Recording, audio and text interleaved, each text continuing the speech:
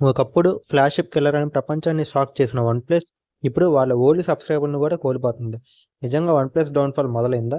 ఈ వీడియోలో మనం వన్‌ప్లస్ గురించి మాట్లాడుకుందాం. వెల్కమ్ బ్యాక్ టు మదలైన్స్ యూట్యూబ్ ఛానల్.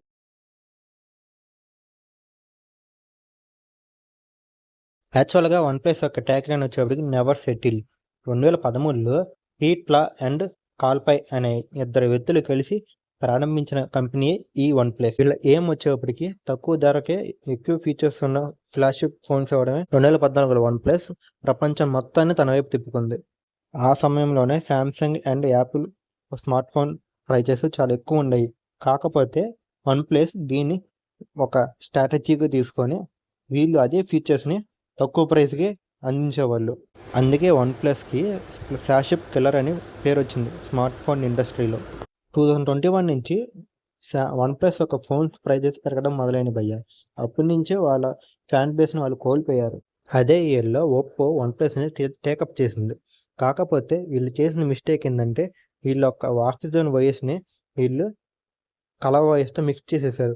అప్పటి నుంచి వన్‌ప్లస్ యొక్క డౌన్‌ఫాల్ మొదలైంది. యాక్చువల్‌గా వన్‌ప్లస్ యొక్క ఫ్యాన్స్ ఎప్పుడు వాళ్ళు ఇష్టపడేది ఆ ఫోన్‌లో ఏందంటే వాళ్ళ యొక్క ఓఎస్ ఎక్స్‌పీరియన్స్. ఎప్పుడైతే ఒప్పోతో వన్‌ప్లస్ మెర్జ్ అయిపోయిందో అప్పుడే కాల్‌పై తన కంపెనీ నుంచి వదిలేసి బయటకొచ్చేసాడు. అప్పటి నుంచే వన్‌ప్లస్ యొక్క స్ట్రాటజీ మొత్తం హెవీ కాంపిటీషన్. ఇప్పుడు మార్కెట్‌లో Samsung, Apple, Google, iQOO, Nothing లాంటి ఫోన్స్ పుట్టుకొచ్చాయి. సో వన్‌ప్లస్ ఫోనే ఎందుకు తీసుకోవాలి? ఆ కంపెనీ ఇచ్చే ఫీచర్సే ఈ కంపెనీలు కూడా ప్రొవైడ్ చేస్తున్నాయి అని చెప్పి యూజర్స్ అడగడం మొదలుపెట్టారు. ఏ కంపెనీ నుంచో బయటకు వచ్చేసాడో ఆ కంపెనీకి వ్యతిరేకంగా మొదలుపెట్టిన కంపెనీయే ఈ నథింగ్ స్మార్ట్ ఫోన్.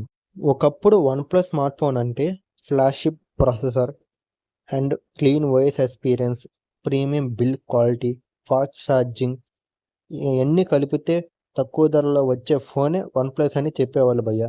కాకపోతే ఇప్పుడు వన్‌ప్లస్ అంతా మారిపోయింది. మరి వన్‌ప్లస్ యొక్క డౌన్‌ఫాల్ మొదలైందని అంటున్నారు కదా భయ్యా! అది నిజమేనా అంటే నిజమేనని చెప్పొచ్చు. ఎందుకలా అంటున్నానంటే వీళ్ళెప్పుడైతే ఒప్పోతో మెర్జ్ అయిపోయారో అప్పుడే వీళ్ళ సేల్స్ సగం పడిపోయినాయి. దీనికి కారణం వచ్చేసి వీళ్ళ ఓఎస్ ఎక్స్‌పీరియన్స్. వన్‌ప్లస్ యొక్క ఆయుపట్టు వచ్చేసి వాళ్ళ ఆక్సిజన్ ఓఎస్. వీళ్ళు వాళ్ళ ఫోన్‌లోంచి ఆ ఓఎస్‌నే తీసేసి ఒప్పో యొక్క కలర్ వాయిస్‌ని తీసుకొచ్చేసారు. సో, అప్పటినుంచే వన్‌ప్లస్ యొక్క సేల్స్ పడిపోవడం మొదలైనయి. దాన్ని యూజర్స్ వన్‌ప్లస్ పాత వన్‌ప్లస్‌లా లేదని చెప్పి కొనటం మానేశారు. దీన్ని బట్టి వన్‌ప్లస్ యొక్క డౌన్‌ఫాల్ మొదలైందని మనం చెప్పలేం. కాకపోతే వన్‌ప్లస్ యొక్క గుర్తింపుని ఈళ్ళు కోల్పోయారు. అదే వీళ్ళ ఆక్సిజన్ వాయిసే వాళ్ళ మెయిన్ ఆయుపట్టు. దాన్ని కోల్పోయారు అని చెప్పాలి. మరి వన్‌ప్లస్ ఇండియా నుంచి వెళ్ళిపోద్దా అంటే అది నో. ఎందుకంటే వన్‌ప్లస్‌కి వరల్డ్ వైడ్‌గా ఎక్కువ యూజర్స్ ఉన్నది ఇండియాలోనే. కానీ పాత వన్‌ప్లస్ మాత్రం తిరిగి వస్తే స్మార్ట్ ఫోన్ ఇండస్ట్రీని మొత్తం ఏలేసిద్ది భయ్యా. ఎందుకలా అంటున్నానంటే ఆ అగ్రెసివ్ ప్రైసింగ్ గానీ, ఆ ప్రీమియం బిల్డ్ క్వాలిటీ గానీ, ఓఎస్ ఎక్స్‌పీరియన్స్ గానీ వన్‌ప్లస్ దగ్గర తప్ప ఏ కంపెనీ దగ్గర ఉండదు. మరి ఇండియా నుంచి వన్‌ప్లస్ షట్ డౌన్ అయిపోద్ది, ఎళ్ళిపోతుందని రూమర్స్ వస్తున్నాయి కంటే నో అని చెప్పొచ్చు. ఇది వన్‌ప్లస్ యొక్క స్టోరీ. వీడియో గాని నచ్చితే లైక్ చేసి, షేర్ చేసి, సబ్స్క్రైబ్ చేసుకోండి. Thank you for watching. Have a nice day.